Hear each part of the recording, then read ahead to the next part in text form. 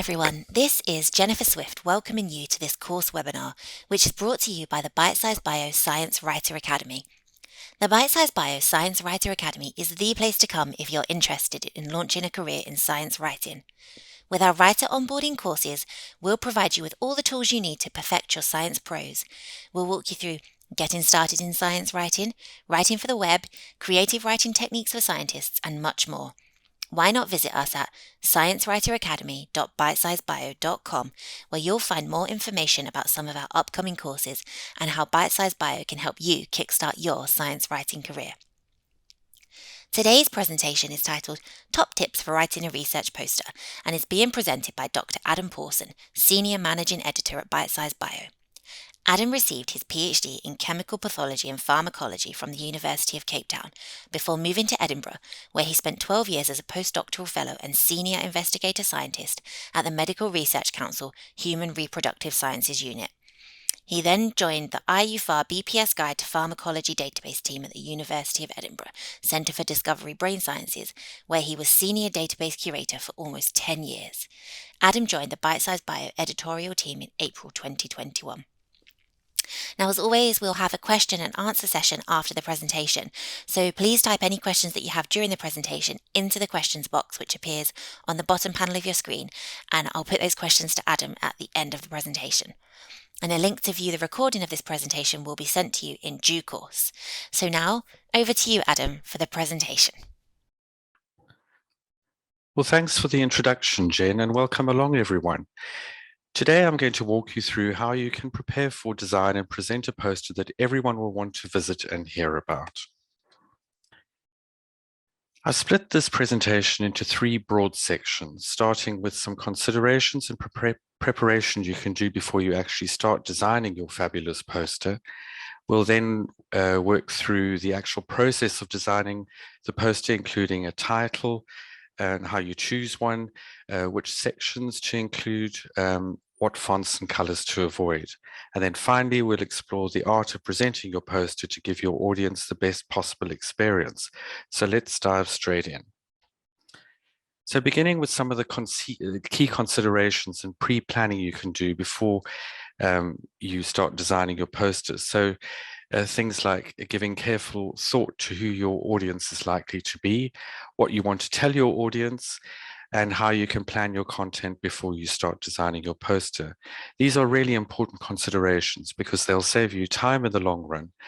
You don't want to spend hours designing your poster only to have your mentor tell you that you've chosen the wrong project to present, if you're lucky to have more than one project, or that people will struggle to understand much of the content because you've pitched it outside the scope of the conference that you're attending, or even that the primary focus of your poster is all wrong and you've chosen the wrong experiments to highlight.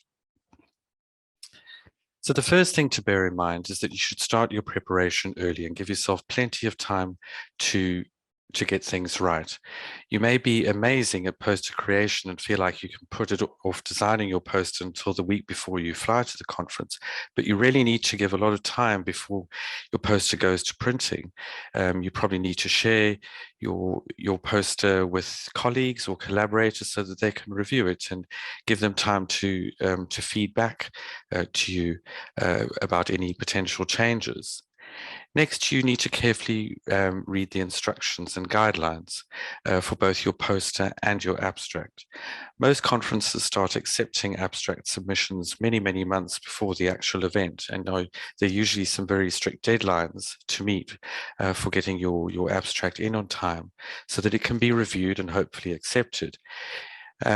You should always follow the conference rules when writing your abstract and designing your poster. If you don't, things can really go wrong. For example, your abstract might not be accepted. And remember that organizers will have hundreds, if not thousands, of abstracts to review, and you don't want to annoy the reviewing panel with a poorly formatted abstract. Also, it's really important to put together an attention-grabbing abstract. Attendees often scan abstract booklets before the conference, so you can grab their attention early with a catchy title and a well-structured, easy to read and understand abstract. And then there's a good chance that they'll make a note of it and visit it when they get to the conference. Another example of where things can really go wrong if you don't read the guidelines and start early is represented in this image on the right over here, where you could rock up at the conference only to find that your poster's in the wrong orientation. Now, I'm not saying that's what happened to this particular person. Perhaps they are reusing a poster from a very recent conference because they didn't have time to reformat it and get it reprinted in the right orientation for this particular conference. But if you start early and start your preparation early, then you can avoid embarrassments like this. It's also important to keep your poster as simple as possible. Remember that a poster is really an illustrated, highly visual abstract.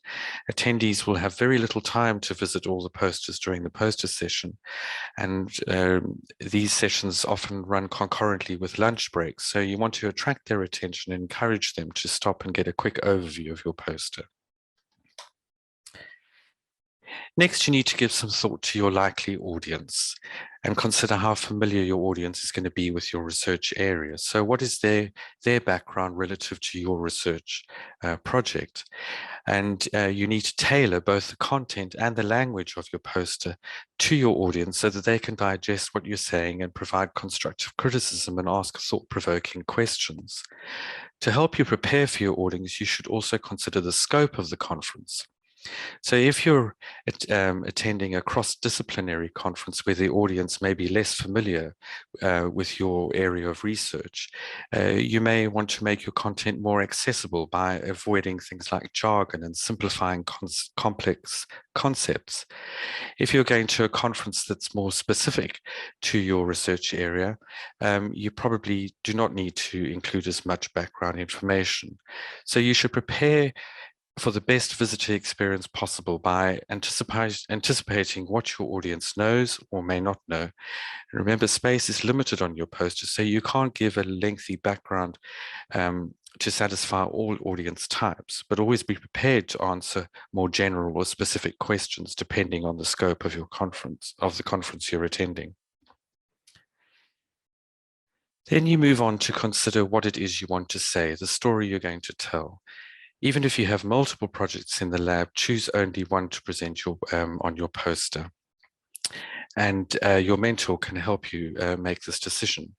Start by jotting down what the central question is that you're trying to answer. Once you've established the central question you're trying to answer and want to address in your poster, keep this in mind throughout the design process so that you have a firm structure on which to hang the other elements of your poster. You are an expert of your research project, but make sure that you brush up on your literature before you start designing your poster and before you go to the conference. One important reason for this is related to the point I made on the previous slide about the scope of the conference that you're attending. You want to establish relevance of your research so that it appeals to and is relevant to as many visitors to your poster as possible. So you may need to do a bit more reading around real-world relevance of your research, such as implications for disease progression or potential therapeutic applications and so on, depending again on the scope of the conference and who your likely audience is going to be. Now that we've established who your audience is likely to be, which project you're going to focus on, and what your central question is, you can begin to plan your content. To help you plan your content, you should answer these three questions. What is the central takeaway message? In other words, what is the most important, interesting, astounding fact, finding from your research project? Next, what should I show? In other words, how can I visually share my research? For example, should I use charts, graphs, photos, images? And choose your content wisely here, and remember that less is more. Next, what should I say? In other words, what kind of information can I convey during my talk that will complement my poster? Then you go on to make a list of likely section headings for your poster, and we'll review these in more detail a bit later. But in almost all scientific posters, you'll find that there's a title, an introduction, methods, results, conclusions, references, and acknowledgements section. So sketch a plan for your poster. It's important to do this step, and this is often overlooked. because it can provide you with a first rough visualization of your poster content. It shouldn't contain any content itself or data, but rather just enable you to visualize the dimensions of your poster and its various sections. So now that you're more or less clear on the contents of your poster, you can begin the process of actually designing it. And that's what we're going to focus on in the second part of this webinar. We'll be looking at things like elements of a well-designed poster, and then we'll move through the various steps in the design process, such as deciding on which software to use, all the way through to considerations for when it comes to printing your poster. So what are the elements of a well-designed poster? Well, top of the list is that your research must be clearly and concisely presented. Your poster should also be eye-catching, and consistency should be maintained throughout your poster. Things like your figures are matched in style, weight, size, and that color usage is consistent. Your poster should not be cluttered. White or open space is really important on a poster and will make your poster more readable.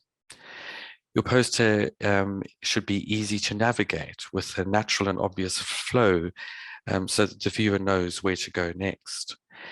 You should have made use of effective use of colors on your poster and not go overboard with color, because this can really be off-putting.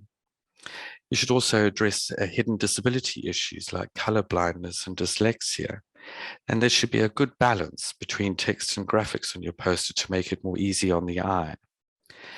A good poster also uses summary graphics to convey key messages. And this is a great way to cut down on text density. It's important that your poster can be read in about 5 to 10 minutes from 5 feet away, and that you can present your poster in 5 minutes at a comfortable conversational pace. Finally, it's important to note that abstracts are usually not included in academic posters, but it's important to check with the conference guidelines. So moving on to software. So at conferences nowadays, you'd be hard pressed to find a poster that's made in the traditional way with many pieces of paper taped together or glued onto a poster board. My first poster when I was doing my PhD was actually exactly like that. Instead, posters are now designed entirely on a computer and then printed on a large commercial printer. And there are many software options you can use for putting your poster together.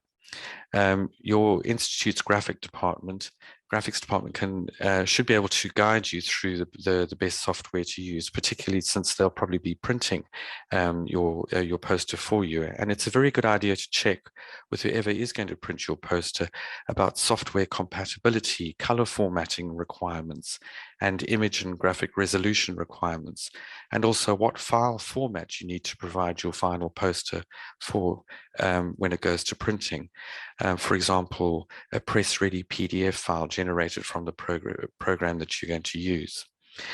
So most posters are created using Microsoft PowerPoint, which is easy to use, and the chances are that you already have it on your computer, know how to use it well. But there are also more advanced software packages that you can consider that are also user-friendly, but may require some additional training on your part. So these include the Adobe Creative Suite, programs such as Adobe Illustrator and Adobe InDesign, and also Corel Draw. And you may also consider using open source alternatives such as OpenOffice, which is a free alternative to Microsoft Office, and Impress is the PowerPoint alternative there. As I mentioned on the previous slide, summary and overview graphics are a great way to convey key messages or to distill complex concepts on your poster. And there are several online tools that you could use to design these graphics, such as BioRender and Canva. BioRender includes pre-made icons and templates for many fields of life sciences, so is really worth exploring for these types of figures for your poster. So now we come to some of the design principles for your poster, beginning with layout. And it's important that your readers can navigate your poster and follow the logical progression of your work. So the conference guidelines will dictate the orientation and size of your poster. Most academic conferences require an A1 or a zero size poster. And here are some of the formats that you could consider. The most important consideration here is that your layout must help the viewer navigate your story. So you can choose either 2 or 3 or 4 column layouts.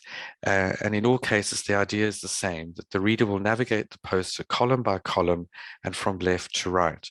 And that's the natural way that people expect to read. We suggest a 3 or a 4 column layout for a landscape poster and no more than 2 columns for a portrait layout. Another commonly used and effective style is using a large central box, and this is often used for displaying all your figures. It's important to avoid clutter on your poster because it can make it very difficult for your audience to navigate your poster and for you to highlight the most important data. So if items go together, put them close to each other, but avoid cluttering them. And also use your grid line feature on your software to help you align your sections, columns, text, and figures so that they look neat and are evenly distributed. And limit your use of boxes and lines around text and images. You can still achieve an orderly looking poster with background space. So continuing with layout is the all-important consideration of flow, which I've already touched on. And it's important to know how people read things, which I've already alluded to. So native English people expect to read from the upper left corner down successive columns to the lower right. And the flow of your poster should be natural and obvious to the reader to guide the reader's eye, as shown in these examples over here. So use your layout to tell the reader where to go next. And by laying out your poster in an organized way, you can force your reader's eyes to travel where you want. Space is also a very important consideration. You need to let the information on your poster breathe. A common problem, like the poster in the bottom right over here, is that all the poster's elements are crammed too tightly into space. And it's natural to want to make the most out of the limited space that you have, but cramming everything in like this makes your poster look very cluttered. So try to keep 40% of your poster area free from text or images. Open space around paragraphs and around section titles and between lines helps your poster be more appealing and digestible, like this poster on the top right over here. And leaving a reasonable amount of open space between columns and around your titles prevents the reader from becoming overwhelmed or intimidated by text density and quantity of information on your poster. So as a general guide, this table provides the approximate proportions or balance of text to figures to space for either qualitative or quantitative studies. And in both cases, you can see that the recommended open space is around 40%. So it is a challenge, but allowing your poster content to breathe will help your audience navigate and digest your poster more easily. Right, so now let's have a look at the various sections that you're likely to include in your poster. And here is a mock-up of the main section that one tends to find included in your poster. So a short title is important, and be creative and come up with a title that includes relevant keywords to help passers-by quickly recognize if they're interested in your poster. The title section should also include the authors and affiliations and any logos, but try to avoid too many institutional logos in your title section, and also rather not include photos of your research building or your campus if you can.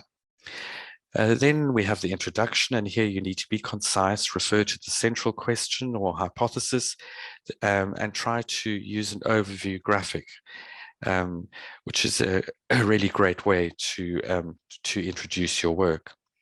Then you have the methods section, and this should be concise and an overview of your methods instead of including detailed protocols, and ideally include a flow diagram to explain the methodology. Then you have your results section, and this is really where all the action is.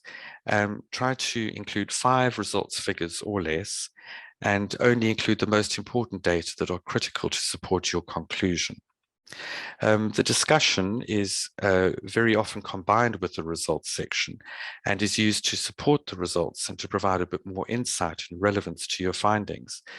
So use short sentences and include summary graphics to illustrate complex concepts. And then you have your conclusion, which is where you highlight your take-home messages. And then finally, you have your acknowledgements where you mention all the support that you have from funders and colleagues and any important reagents that you're being gifted from collaborators. And of course, there are other sections that you could include in your poster, and we'll go through all of those in subsequent slides in a bit more detail. Now let's look at each section in a bit more detail, starting with the all-important title. So as I said, be creative. If you think of manuscript titles, they're often formulaic and a bit dull because they describe the basic findings of your research. But with your poster, you can be a lot more creative and come up with a catchy title containing the relevant keywords to help your audience quickly recognize whether they're interested in your poster or not. And keep your title short and to the point. The purpose is to grab a passerby's attention while also letting them know what they can expect when they visit. Remember that attendees often scan through the abstract booklet before a conference, so this is also your chance to grab their attention. The title section should also include the authors and their affiliations, but not their street address. And try not to clutter the top of your poster with too many logos or images of your institute, as I said. Now moving on to the introduction, remember who your audience are. We covered this earlier, and also what the scope of your conference is. And include enough information to help them understand your central question. And background is important here. Outline your background in the context of other published and primary literature, and you may even consider highlighting your central question in your introduction in bold or in color, as long as it's short and the question is framed appropriately. And this can help the viewer immediately understand what your poster is about. Avoid long paragraphs and consider using a figure or an overview diagram. A nice image can really help to draw people in. And the introduction of a poster is a wonderful place to display a photograph or an illustration that visually communicates some aspects of your central research question. Now onto the methods section. And you should use this section to help the viewer understand your experimental approach to your central question. You don't need to detail every step. Provide enough detail instead of including detailed protocols, and briefly describe experimental equipment and procedures, but not with the detail that you would use in a manuscript, for example. A great consideration here is to use a figure or a flow diagram to visually explain your methodology, like a flow chart, to illustrate experimental design. And you should also mention any statistical analyses that were used in your experiments, and remember to convey them appropriately in your results figures.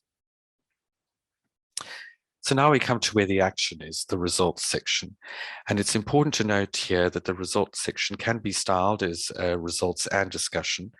and indeed, quite often the discussion section is omitted completely from the poster.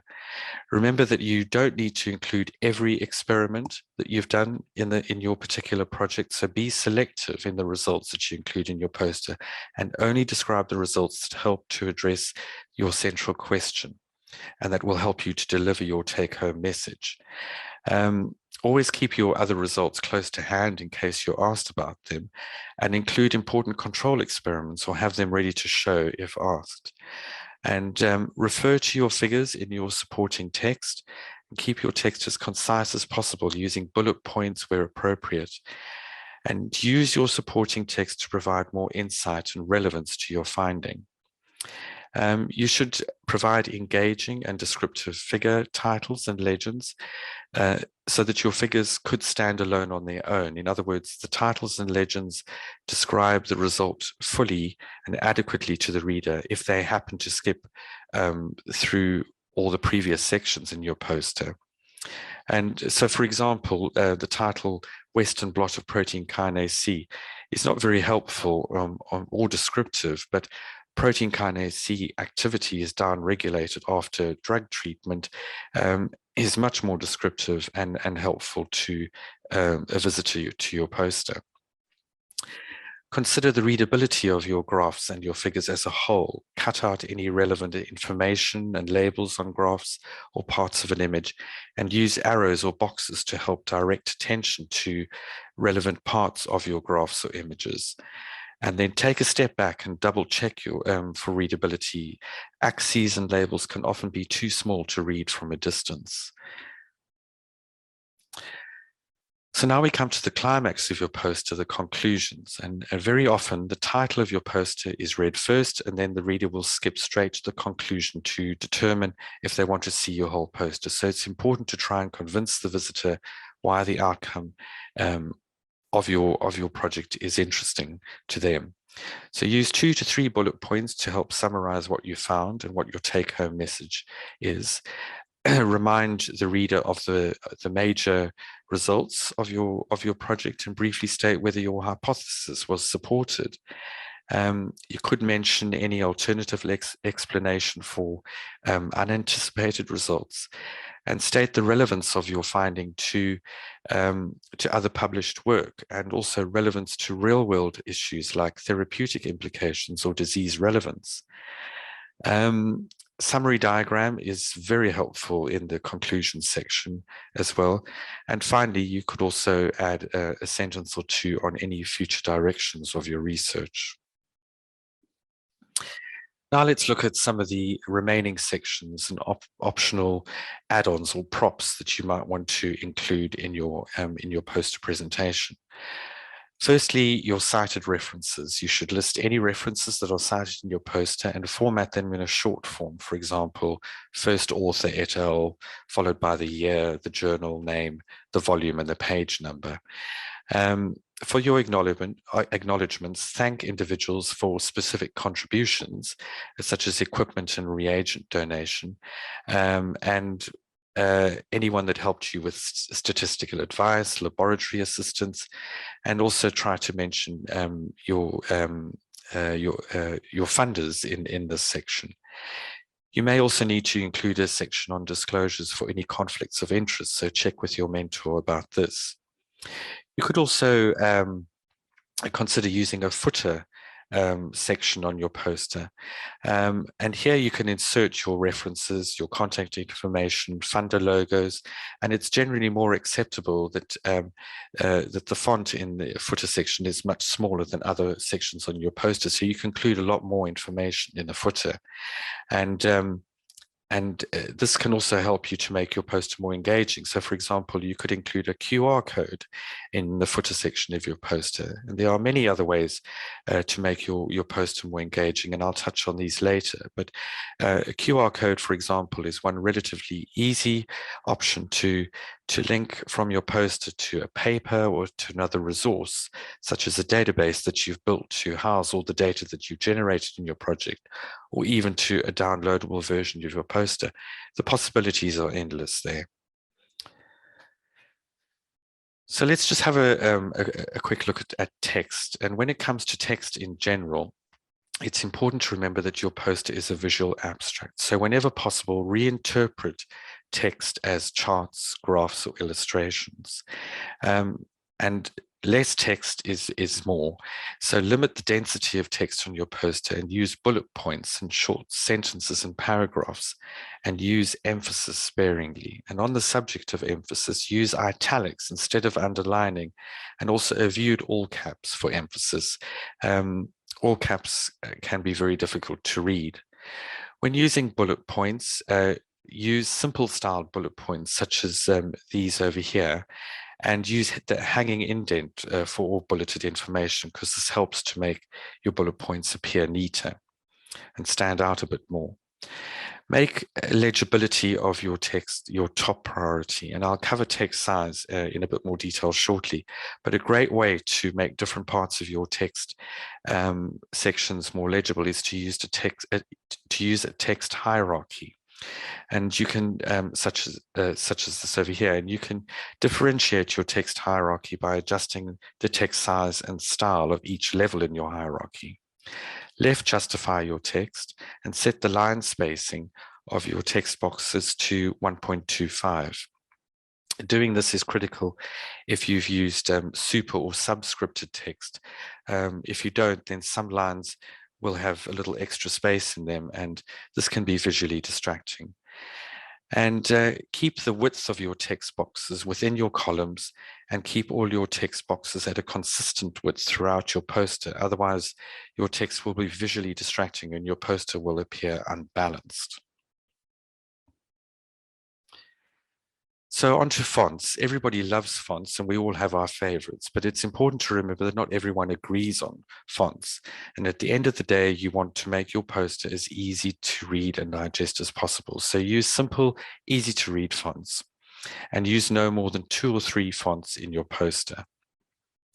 So sans or non-serif fonts like Arial, Corbel, and Verdana are generally recommended for your entire poster, as these can be read more clearly from a distance. Serifs are the little embellishments or curls at the tops and bottoms of characters to make them easier for readers to distinguish between similar looking characters. Serif fonts are preferred in larger bodies of text to help with legibility. So you could consider using serif fonts for your text body, for your text bodies.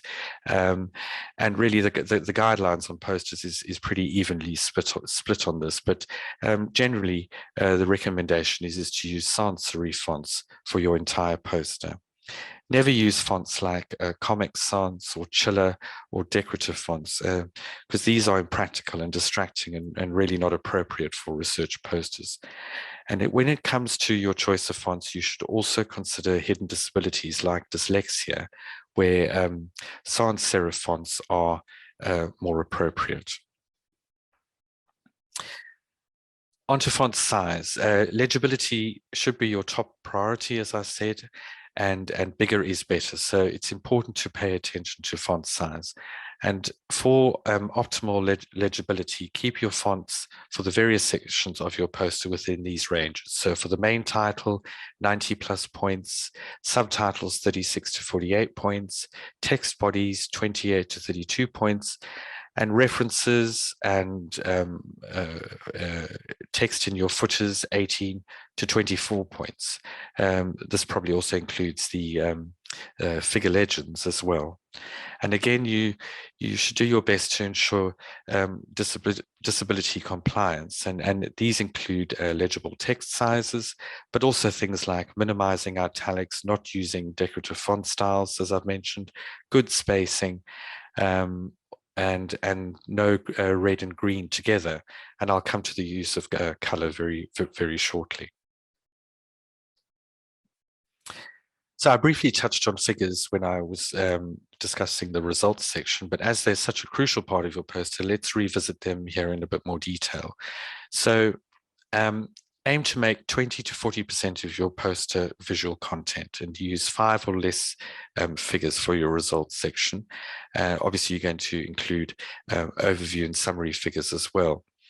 And as I mentioned, your figures should try and stand alone, particularly your results figures, and their titles and legends should be as descriptive as possible, so that the full result is clear to the reader if they happen to skip through other sections of your poster. And again, simplify your graphs and your charts, removing irrelevant labels and text, and using arrows or boxes to draw attention to more relevant data in your figures. Choose a balanced color scheme for all your graphs, charts, and maintain that color scheme throughout your poster.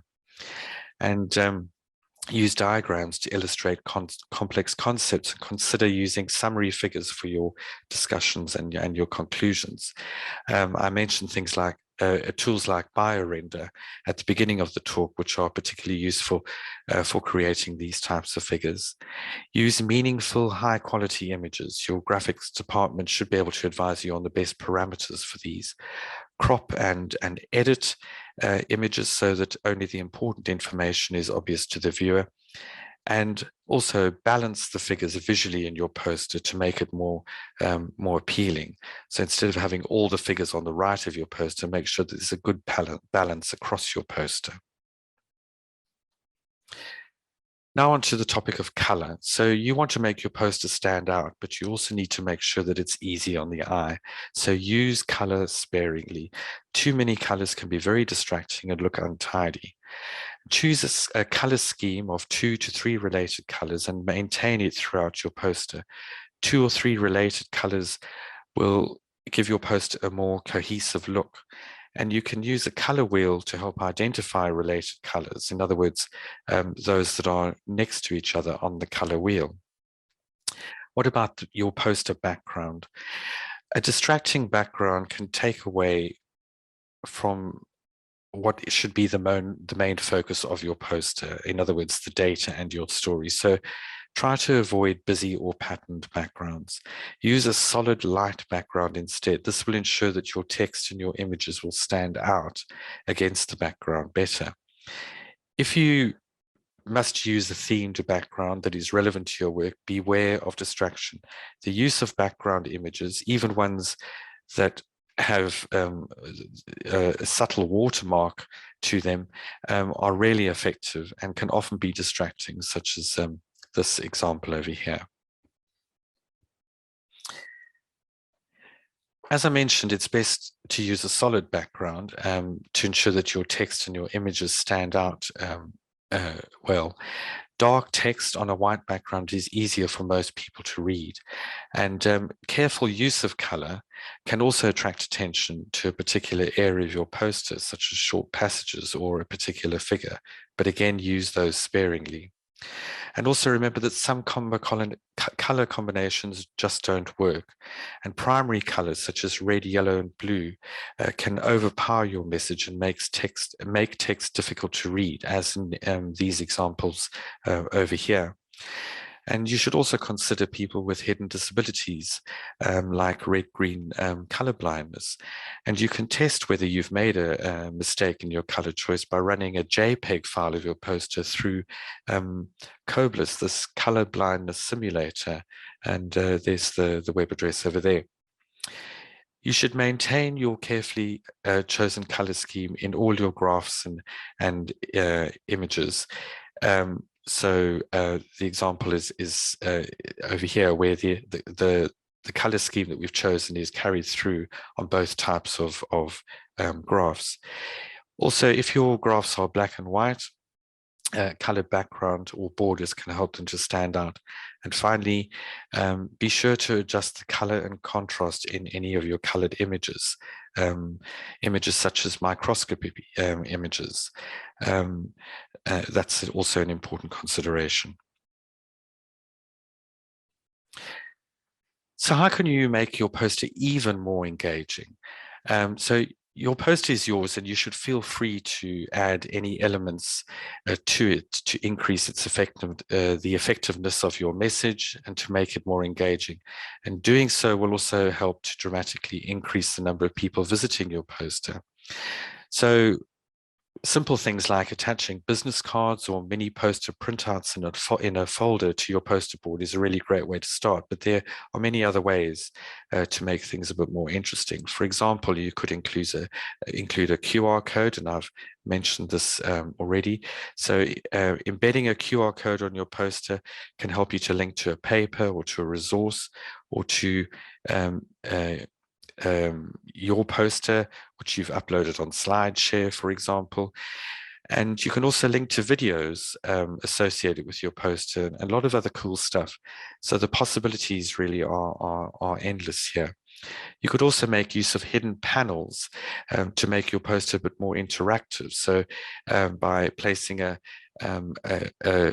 sticking a card over a section of your results and with a label on it saying "lift to reveal results" can make your poster a bit more interesting. And you can use things like doodles and sticky notes to make your poster a bit more interactive. So with doodles, you can paste a transparent sheet over your results and then use non-permanent marker pens to doodle on your results while you're presenting your poster. And then you can rub off the ink once you're finished. And sticky notes to add suggestions or comments to your poster. You can also make use of 3D images if that's appropriate to your research, and you can attach a pair of 3D viewing glasses to your poster so that they can view these images. You can show movies. So, for example, you can attach an iPad to your poster with a movie loaded onto it, and then. Depending on your research project, you can also include sound or even potentially odors to make things a bit more interesting. So you're nearly done now. You've created your poster, but there are a few more checks that you need to make before it can go to printing. Firstly, proofread your poster. You don't want any typos or errors in your poster. And you can use the zoom function on your software, zoom right in and scan through your poster from left to right, top to bottom, and then check all the alignments are even, that colors are consistent, and that fonts match. Print a test version of your poster. It can appear perfect on your computer screen, but typos may have slipped through. There may be issues with color, with graphics and alignment that you can spot before printing. Ask your mentor to check your poster, especially for content issues like mistakes in how one of your data sets is graphically represented, or one of the conclusions that you've drawn. And ask a colleague to look over your test version, particularly someone from another lab group that's not familiar with your project, as they may be able to spot any inconsistencies in your content. Take on board everyone's comments about your poster's readability and overall appeal, and make the suggested adjustments. Now it's time to get your poster printed, and there are a number of considerations here too, such as the material that you print your poster on. Your graphics department in your institute, should you have one, should be able to advise you on the best options here. Request a test print from your printer and make any final adjustments, including color and graphics. Low glare or low gloss material is best for posters. It makes them easier to be read from different angles. And remember also that the conference hall is probably going to be very well lit up with fluorescent lighting.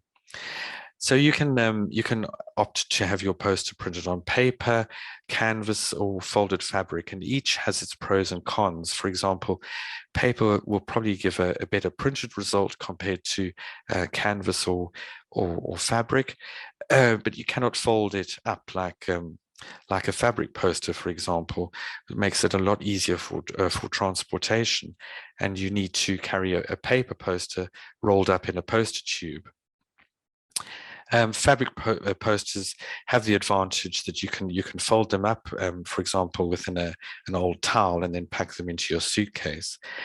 You may also consider using a service to print and have your poster delivered directly to the conference.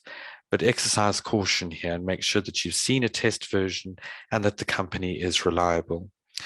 And it's probably also a very good idea to store your poster file on the cloud or on a pen drive and take it with you in case you lose your poster during your travels and you need to get it printed again at your conference location. Or at least you can print off some mini versions of your poster as a last resort. If your institute doesn't have a graphics department or a printing service, the best alternative is to use some of the available online services, which can even ship your poster directly to your conference hotel or to the conference venue.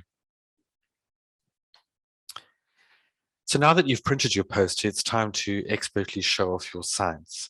And in the final part of today's webinar, I'm going to take you through the various considerations to make in making your presentation memorable for both you and your audience.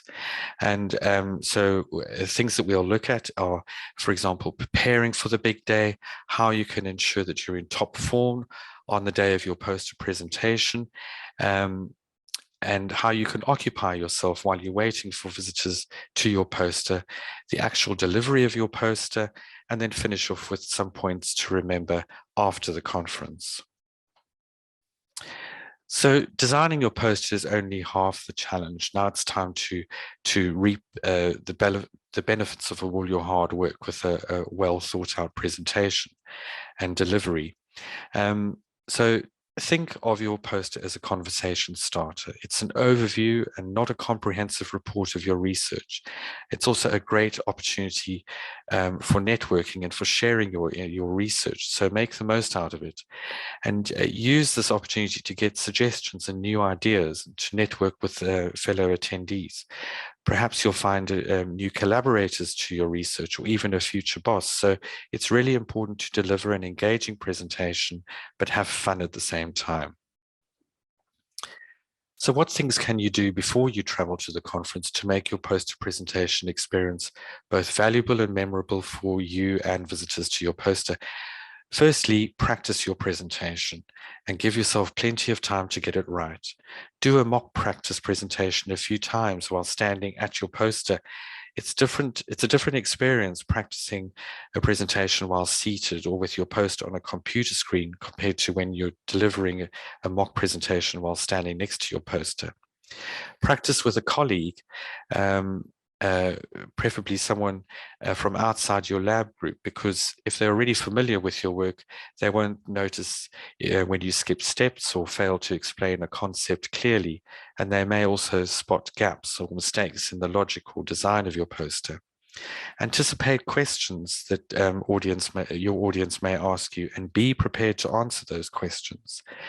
Other things that you can do include updating your LinkedIn profile before the conference, coming prepared with business cards and mini posters and any of the props that you might be using Twitter, tweet about your poster before the conference and even at the conference, and include when your poster presentation is, include your poster number and perhaps even a photo of your poster, and use the hashtag conference name in your tweet too. Don't forget your poster at home. And as I said a few slides back, it's probably a good idea to take an electronic copy of your poster with you, just in case. So how can you prepare for the big day itself?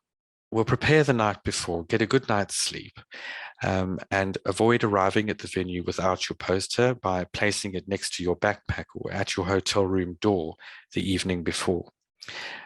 Dress to impress, and remember to wear comfortable shoes, as you're likely going to be spending quite a few hours on your feet, and try to be in a pleasant mood.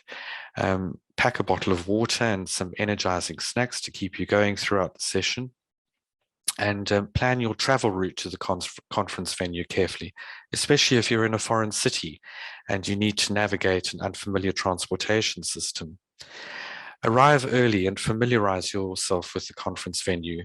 Finding your poster board well ahead of time will ensure that you aren't rushing to put your poster up before the session begins and you've got time to compose yourself. Be prepared for how you're going to put your poster up. And most well-organized conferences will provide the required material, normally Velcro backings to stick onto the back of your poster. But it's worth bringing a few different types of materials with you, like Velcro or clips or even pins to hold your poster up just in case. And consider also how you're going to attach your business cards and your mini poster print-offs and any other props or add-ons that you plan to use during your presentation. So your poster's up, the poster session has started, and attendees are milling about the poster hall. How do you go about occupying yourself while you're waiting for visitors to come up to your poster? Hopefully you won't be waiting too long, but there are a few things you can do in the meantime. Firstly, it's not by making a phone call. No one is going to interact with you if you do that, and you may miss an opportunity from a potential visitor. Remember that you probably only have a few seconds to grab any prospective visitor's attention and convince them to stay and explore your poster. You could have a bottle of water in your hand or browse through the abstract booklet. Nod and greet anyone who walks past your poster. They might be a bit shy, but if you greet them, they may feel a bit more at ease and come over. You could also find a wingman, someone to talk to like a lab colleague who's also attending the conference. Small crowds tend to attract others, so having someone at your poster may attract others to visit yours too. Likewise, play Show Me Yours, I'll Show You Mine. Take an interest in a poster next to yours or opposite yours and then offer to run through yours. Again, this may attract others to your poster. So a lot of scientists really hate presenting posters, and this is because more often than not, you stand at your poster, which you've spent a lot of time creating, all alone, while there's a crowd gathered 2 posters down. However, it's important to stay at your poster, be patient, and commit to your poster session. Always be available at or near your poster. Don't abandon it or hide around the corner. You never know who might stop to read it. You really don't want to miss this great networking opportunity while you're around the corner making a phone call or tucking into your lunch. If you really must leave your poster for any length of time, pin a note to the poster board to say that you'll be back shortly. It's also really important that you don't take it personally if you don't get a large audience visiting your poster. There are a lot of reasons why your poster may not be visited, which will have nothing to do with the quality of your work.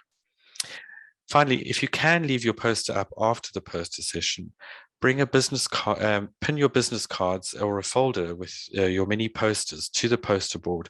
That way, anyone who really wants to get in touch with you about your poster will still have an opportunity to reach out after the poster session. Okay, it's showtime. This is what you've been building up for and practicing for, the delivery of your poster presentation. So someone has taken an interest in your poster, and now this is your opportunity to dazzle them.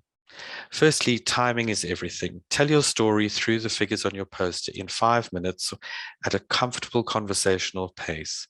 Make sure that you're 100% comfortable talking your way through your entire poster from start to finish, but also from any point in the middle of your poster.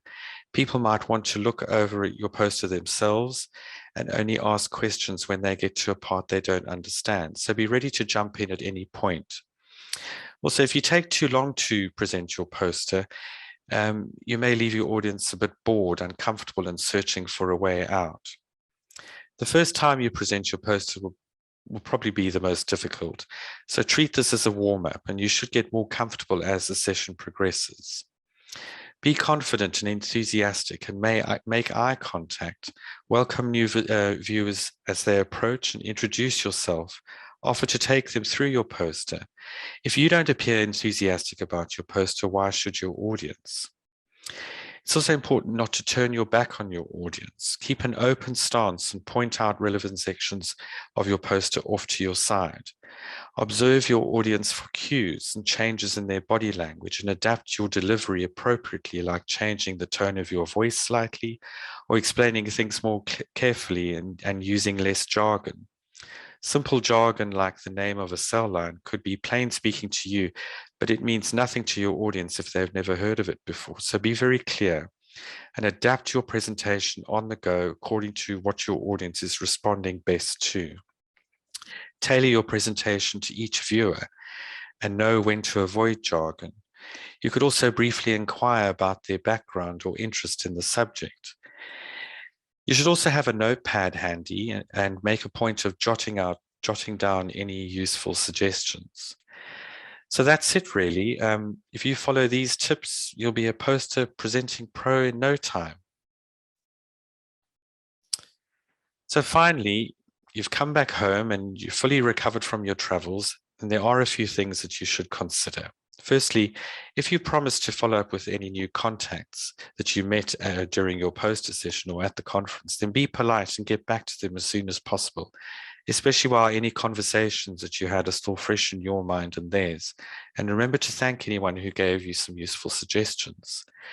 Secondly, check through your notes from the conference, both from your poster session, but also from other poster sessions that you visited, and also talks you listened to, and discuss any interesting topics and contacts with your lab colleagues. And if you were lucky enough to get some really great advice on how you can improve your experiments, then don't delay, get into the lab and get stuck in. Finally, don't forget to update your CV. So thank you very much for your time. I hope you found this presentation helpful, and best of luck with your next poster presentation. I'm happy to take any questions, and I'll do my best to answer as many as I can, but I'll also make sure that I follow up on any unanswered questions by email afterwards. Well, thank you, Adam. That was an excellent presentation. We've had lots of questions in from the audience, so we're going to kick off with those. But if anyone else has a question, please feel free to pop them into the Q&A box in the bottom, and we'll do our very best to get to them. And as Adam says, if there are any outstanding questions when we get to the end of time, we'll follow up with them on email. So first question, Adam, where can I find templates for creating my poster in PowerPoint? Thanks, Jen. It's a great question. My advice would be first, check with people in your lab, colleagues, especially senior postdocs. There's a good chance that they've, presented posters at conferences and that they have a template on their computer already. So check with your colleagues in the lab. If you're lucky enough and your institute has a graphics department, they've probably done many posters before, and there might be an institutional template that you could use. So that's another option.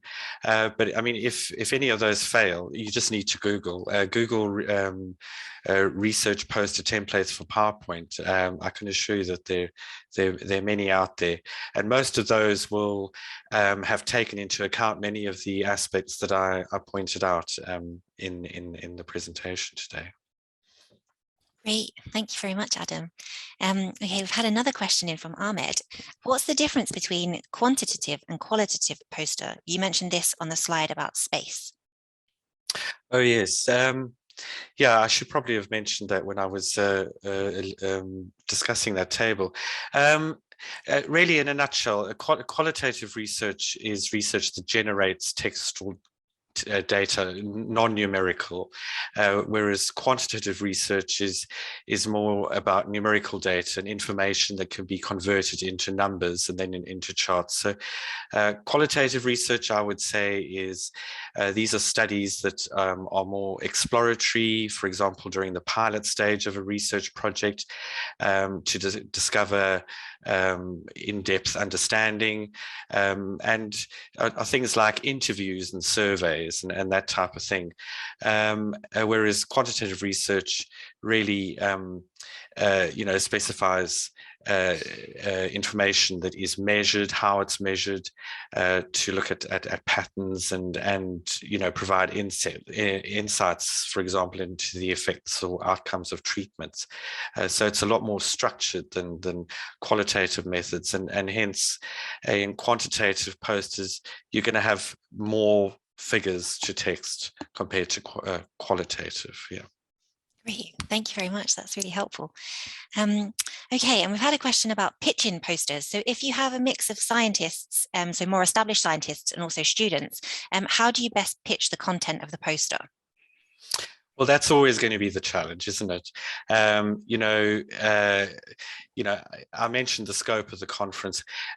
My advice would always be, aim to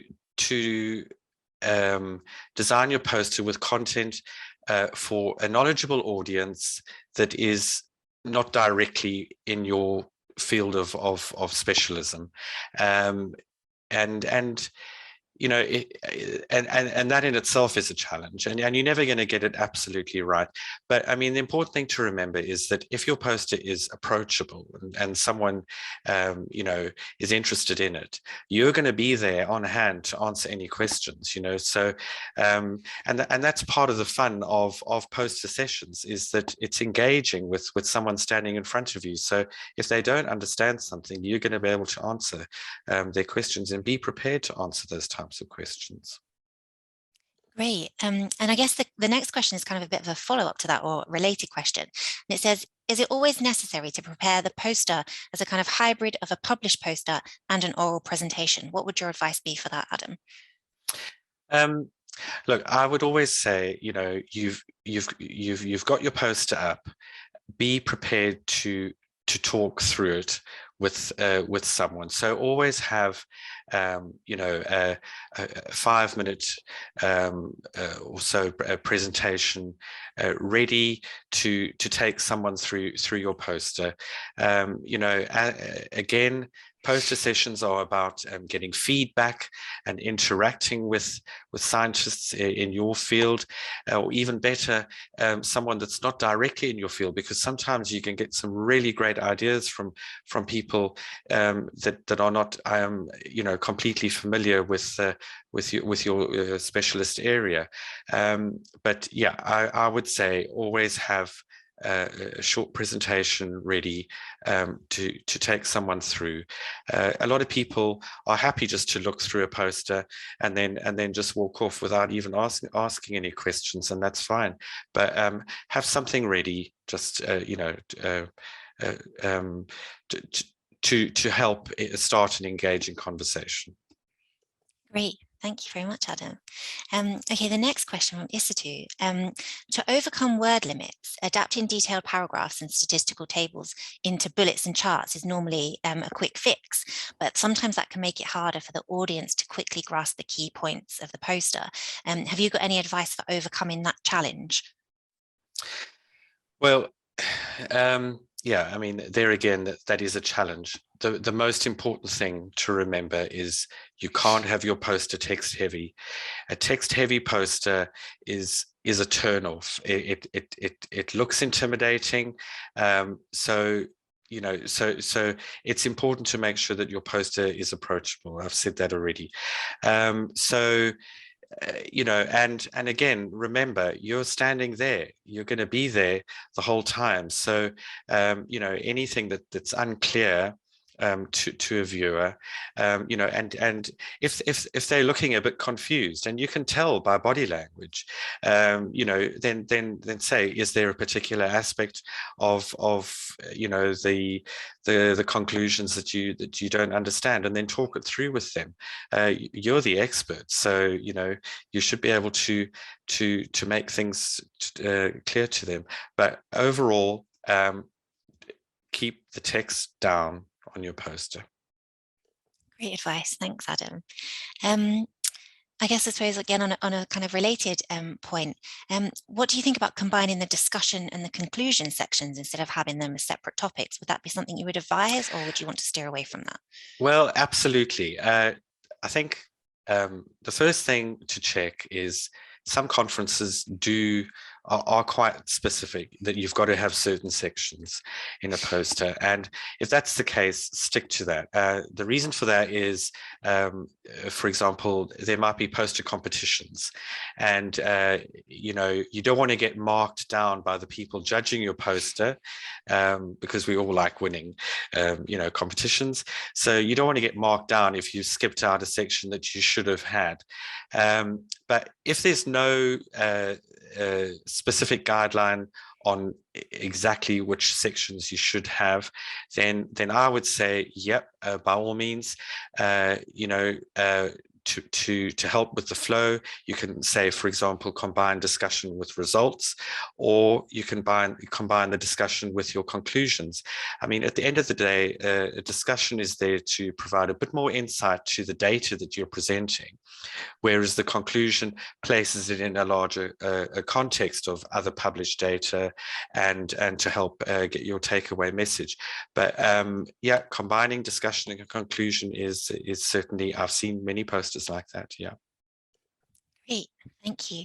And I know you touched on this in the presentation, Adam, but do you think it's advisable to always prepare handouts to distribute to interested viewers? Well, advisable, look, it's entirely up to you. I think it's a great idea. You know, you can actually, if you want, you can include a bit more information in your printouts. You know, so you could make a double-sided and include a bit more detail on, you know, your methods, or show some control results that you didn't show on your poster. And remember, a poster session is what normally runs for about an hour. So not everyone's going to get a chance to visit your poster. And you can't always leave your poster up after the poster session. Some conferences specify that you've got to take it down as the, you know, as soon as the poster session's finished. So having printouts is a great way to you know, for, you know, people to get a copy of your poster, and then potentially come back to you with questions after the conference, and who knows, even set up a really fruitful collaboration, and make sure that your contact details are on your printout as well. That's really important, as well as your poster. Yeah. Absolutely. Thanks, Adam. We've had a few questions about asking if the recorded copy of the presentation is going to be available. And the answer to that is yes, we will make the webinar available in due course to everyone. So look out for that in your inboxes. Okay, Adam, we've had another question in, and this is a great one, I think. What if you have unpublished research on your poster and you don't want people to photograph it? How would you deal with that situation? Yeah, that is a tricky one. I think the first thing to do is, you know, obviously your mentor should see your poster before it's printed. So have a discussion with your mentor about unpublished research, or research that you're going to be publishing pretty shortly. You know, they'd be able to best advise. I mean, I know one of the things that I did throughout my research career was I always aimed to show data that was sort of at or very near publication, you know, or published already. And, you know, if you've got your paper ready to submit, then, you know, then that's, you know, that takes a lot of the risk out of it. I mean, I think the reason that this question was asked is, what happens if someone else steals my idea, you know, that they're working on a very similar research project. So, you know, so that's one way to do it. But very, very importantly is have that discussion with your mentor. They should be able to advise you best. There's other things you can do, which are, you know, for example, I mentioned, you know, so if you don't want, for example, people to photograph your poster, then you could, you're absolutely entitled to put a little note at the bottom of your poster board saying, please don't photograph this poster, chat with me instead. You know, at the end of the day, that's what a poster session's for. It's about interaction. I have been at conferences where people just walk around and photograph posters without even going up to the presenter, you know, so you can do that. And there's other things you can do, you know, that are a bit more subtle, perhaps. Like you could use, when I was talking about making your poster a bit more engaging, you could use hidden panels. So you could, for example, hide your most sensitive data behind a panel that makes the poster interactive. So someone's actually got to come up and lift the panel to see the results. And if that happens, then that immediately opens up a discussion, because you can say, well, you know, is this data interesting to you? And well, let's have a discussion about it, you know. So yeah, it's a tricky one with posters, but I hope that answers the question. Yeah, I think there was some great advice in there, Adam. Thank you. We've had another question in from Amandeep. What do you think is the optimum delivery time for presenting a poster? Right, that is important, and I would say prepare the oral side of your presentation to be no more than 5 minutes, but not rushing through it. So it needs to be at a conversational pace, comfortable, but not more than 5 minutes. I think, you don't want to start your audience to start getting bored, and looking for a way to escape when you're delivering a 15-minute presentation, and remember as well is that many times at conferences, the poster session is scheduled during lunch breaks. So people have been sitting at oral talks all morning. They've had one tea break and they want to go and grab a bite to eat. So, try and keep it to 5 minutes, I would say. Great, thank you. And then following on from that, what would you do if a second viewer arrived while you were in the middle of your presentation? How would you kind of deal with that, do you think? Yeah, well, I mean, I would say that's a good place to be to start with, that you've got someone else coming up. I think, okay, well, it depends where you are in your presentation. If you've just started, then, just say to the person that arrived first, would you mind if I just skip back and start over again? But if you're sort of halfway through, then I would always nod and greet the person that's just come up and say you'll be with them very shortly, and finish the presentation with the person that arrived first. If the second person that arrived is really interested, they'll probably hang around and listen to what you're saying to the person, and remember to have that open stance so that you're including both of them, and they'll hear what you're saying in the latter part of your presentation, and then you can probably adapt how you interact with the second person to sort of summarize what the start of the post is, and then go through to the conclusions, and have that conversation. That's really all the art of tailoring your presentation.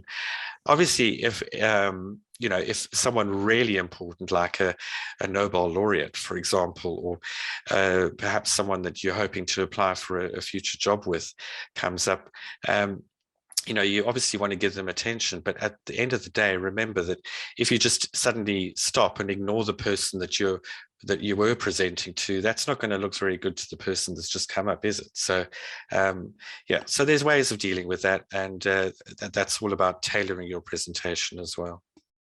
Great, thank you, Adam. Okay, another question from Abrar. When someone asks you to summarize your poster in a few words, what do you think are the most important things to explain?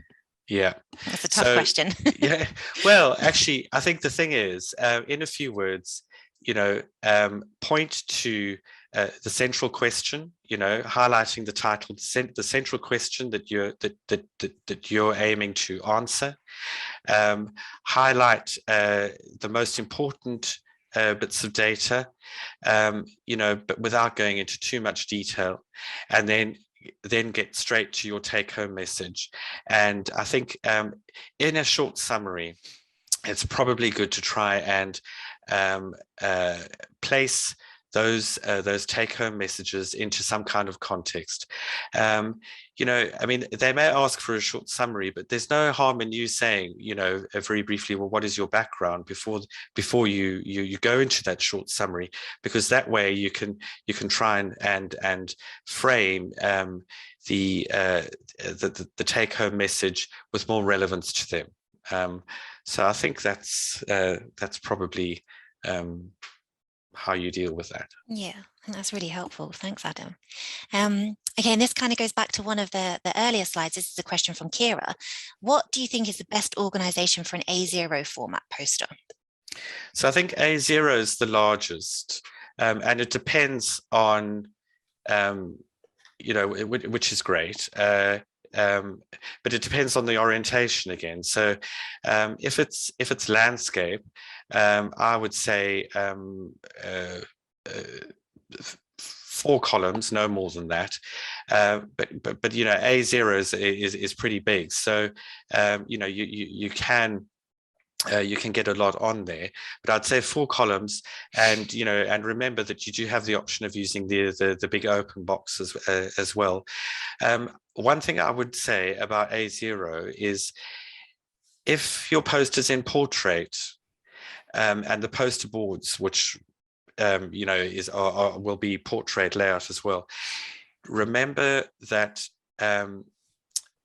you don't want people bending down to look at, you know, to try and see the bottom of the poster. So try and have think about the how someone's going to be standing and looking at a very large portrait poster, and try and have the most central, most important data at eye level if you can. Yeah, so I think that's great. Thank you. It looks like we've just got a couple more questions. So we've had one in from Sankar. Is it necessary to explain the complete methodology in the poster? No. Not at all. You want to be as concise as possible, and you know, and if you can, use flow diagrams, but not the detailed protocols.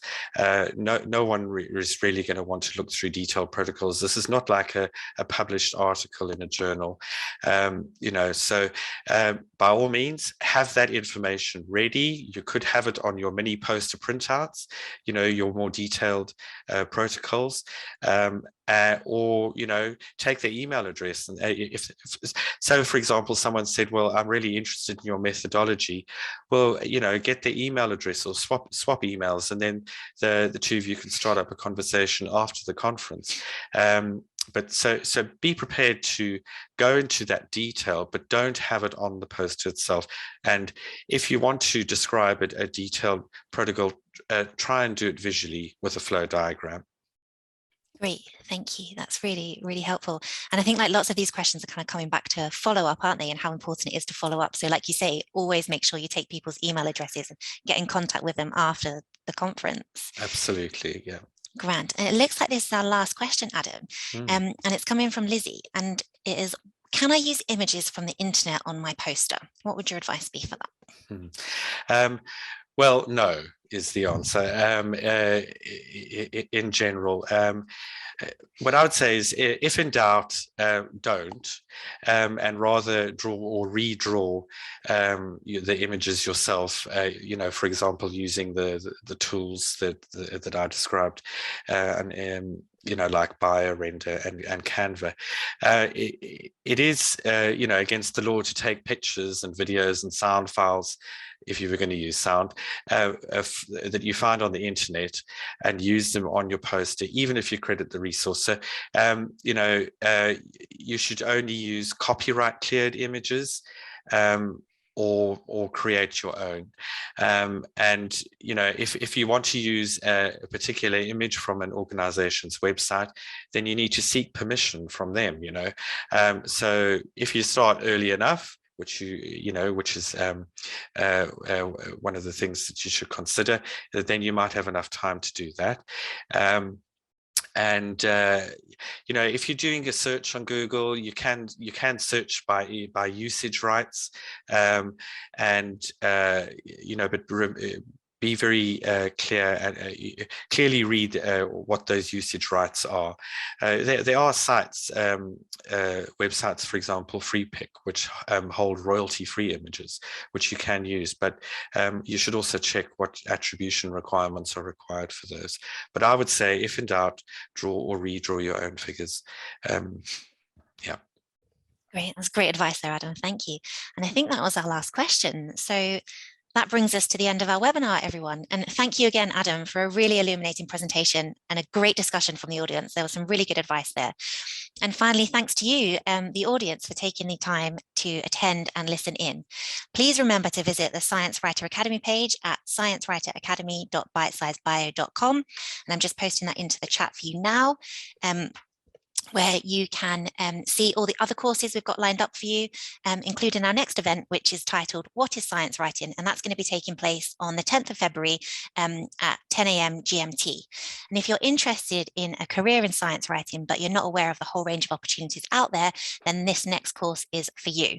We're going to cover the different types of science writing, how you can break into various fields, the importance of building a portfolio, and also how we at Bite Size Bio can help you achieve your science writing dreams.